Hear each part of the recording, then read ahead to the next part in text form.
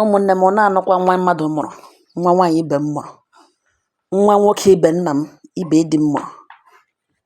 Buge nwa a n'afọ, buge ya n'afọ 9 months, mụọ ya mụga anya abalị niile, mụọ ya nyewashicha isi nga amụga ya, finally amụpụta ya, amụgbu ya amụgbu, ebido pịwa ya, bido ibe ntụrụ nke wee mụọ anya abalị, pịga ya galite, a na-eze ya ihe mberede, eze ya ndụ until ya galite ishe tinye skuul.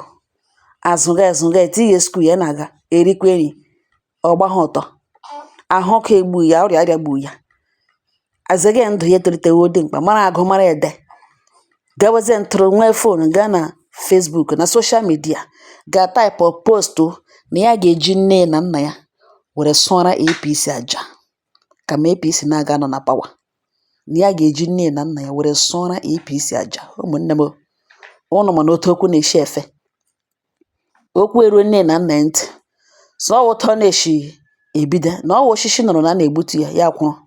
Lekwa ihe nwa ọnụ kwuru na-enweghị ihere, ajụghị ese, ọsọghị ngọngọ, ahụ ya asọ ya. Lekwa ihe ọ gara aga gwa mba ụwa niile na ya ga-eji ọnụ abụọ sụọra APC aja. Nna ya etie singịrị, were oso were ije gawa police station, ga mee ya arrest, si ya bịa etighi aka n'akwụkwọ na enwe ihe ọbụla mere ya na nwunye na ọ ya ka a ga-ejide. Ụmụnne m, ya ga sign undertaking. Now ọwụ ihe a this boy kwuru ihe nke kacha ewe m iwe, ọwụkwana ihe nna ya mere wu nke m ga-asị why o jiri mee. Ọ comment section nke ebe m gara ga ego ihe ndị mmadụ, because comment section a na-arụ m ezigbo mkpa, ka mmadụ ọ dị ka ọ dị ya gara na comment gasị na the man ekwesịghị iji polisi eme ya arrest. Imegodi arrest alone egosila ihe kpatara na nwa ya ji sọ ga-awakiri APC, and o deserve ya.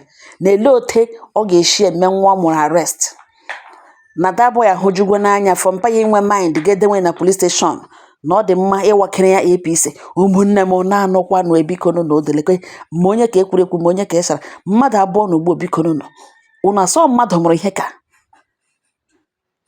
ihe ụnụ so jenzi ụmụ jenzi lebudere na ihe mmadụ mụrụ kpacha ahụhụ mmụọ ya. Lekwa ihe ọ gara aga kwuo na efere mba ụwa niile na ya ga-eji nne na nna ya ga-awakiri ya APC, na ya ga-eji nne na nna ya sụọra ya APC aja.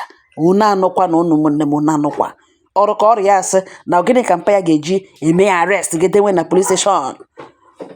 Unu ọsọ oge time gịnị ka anyị nọdụ ugbu a, because ama m ihe time na-ekwu, ama m ihe time na ọ gịnị ka elekere na-ekwu. Biko this thing na-agba ọmụsọ na-agbawashigaghị isi ọwashi.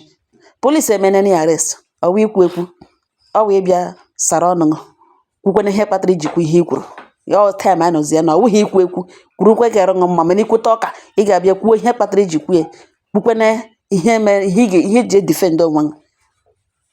Lee ihe mmadụ mụrụ biko n'ụlọ ha